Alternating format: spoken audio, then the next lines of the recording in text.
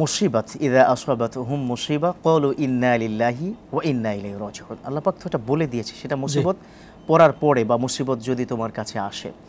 কিন্তু মুসিবত বা বালা কিংবা বিপদে যদি বাংলায় বলি, এটার মূলত কারণটা কি? একজন বান্দার উপরে কেন এটা আসে? জি, আলহামদুলিল্লাহ, ওয়াসসালাতু ওয়াসসালামু আলা রাসূলিল্লাহি ওয়া বাদ।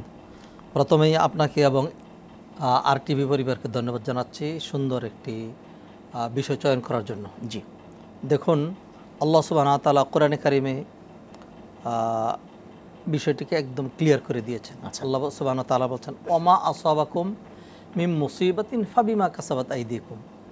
বিপদ আপদ তোমাদের যা ঘটে এটা তোমাদেরই কৃতকর্মের ফল। অন্য আয়াতে আল্লাহ বলেন, যহরাল ফাসাদু ফিল বাররি ওয়াল বাহর বিমা কাসাবাত আইদিন নাস।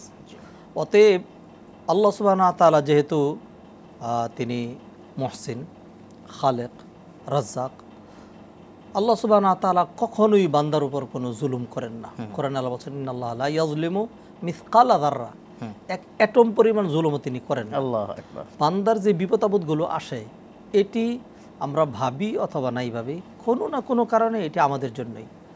যেমনটি হাদিসে নবীজি সাল্লাল্লাহু আলাইহি সাল্লাম বলে দিয়েছেন যে আল্লাহ সুবহানাহু ওয়া তাআলা বান্দাকে কেন বিপদ দেন। নবীজি সাল্লাল্লাহু আলাইহি সাল্লাম বলেছেন, ইন্না ইযামাল জাযাই মা ইযামিল বালা ওয়া ইন্নাল্লাহা ইযা আহাব্বা কওমান ইবতালাহুম। নাম্বার 1, এক নম্বর হলো বান্দাকে বিপদ আপদ দেওয়া হয় তার মর্যাদা বৃদ্ধি করার জন্য। সুবহানাল্লাহ। এটি হলো যারা নেককার, তাদের জন্য খাস, সিদ্দিকিন, শুহাদা, সালেহিন, তাদের জন্য। জি, যেহেতু তারা ভালো মানুষ, তারপরেও বিপদ আসছে। নবীদের বিপদ আসতো, নবী মুহাম্মদ রাসূলুল্লাহ সাল্লাল্লাহু আলাইহি ওয়াসাল্লামের বিপদের তো কোনো মানে আনলিমিটেড। জন্মের পূর্বেই বাবা হারাইলেন, অল্প কয়েকদিন মায়ের সান্নিধ্য পেলেন, তারপরে মাও চলে গেল।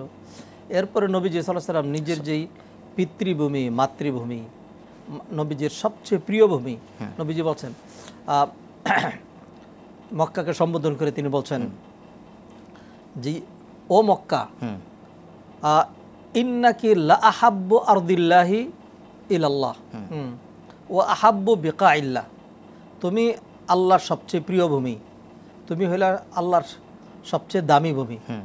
লাউলা আন্না কওমাকি আখরাজুনি মা খারাজতু। তোমার জাতি যদি জোর করে আমাকে হিজরতে বাধ্য না করত, আমি কখনো মক্কা ছেড়ে অন্যদিকে যেতাম না। কি মায়া ছিল তার জন্মভূমি। তাহলে নেককাররা যাদের বিপদ আসে, এটা আল্লাহ সুবহানাহু ওয়া তাআলা তাদের লিরাফাই দারাজাতিম, তাদের মর্যাদা বৃদ্ধি করার জন্য এটি। আর যদি এমন হয় যে বান্দার নেক আমলও আছে, আবার পাশাপাশি কিছু গুনাহও আছে, হ্যাঁ, এমত অবস্থায় যদি বিপদ আপদ আসে, এটা আসলে একদম কায়দা কুল্লিয়া অথবা একটা একক রুল বলা সম্ভব নয়। কিছু কিছু হিকমত আছে আমাদের জানা নেই। ডেফিনেটলি সেটা আপনার কাছে আরো বিস্তারিত শুনবো। একজন দর্শক অনেকক্ষণ অপেক্ষা করছে, ফোনটা নিয়ে নিচ্ছি।